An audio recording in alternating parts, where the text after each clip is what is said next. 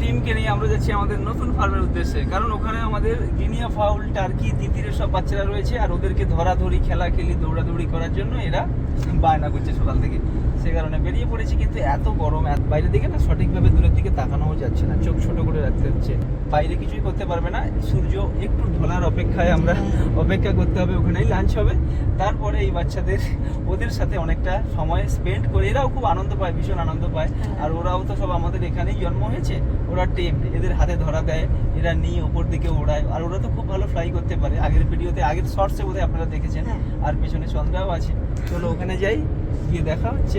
কি সুন্দর রাধাচূড়া। হ্যাঁ, রাধাচূড়া, কৃষ্ণচূড়া, মানে এই ধুধু রাস্তায় মানে দূরের দিকে তাকাতেও যেন কষ্ট হয়।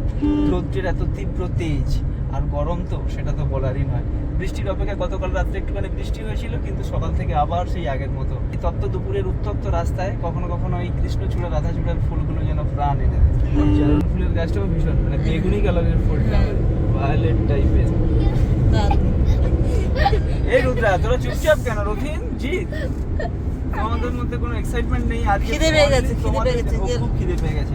আচ্ছা ঠিক আছে, এখানে তোমরা এনার্জি স্টোর করো, ওখানে খাওয়া দাওয়ার পরেও এনার্জি স্টোর করবে, তারপরে 4টে সাড়ে 4টের দিকে সবাই ছুটবে মুরগি আর হাঁসদের পেছনে।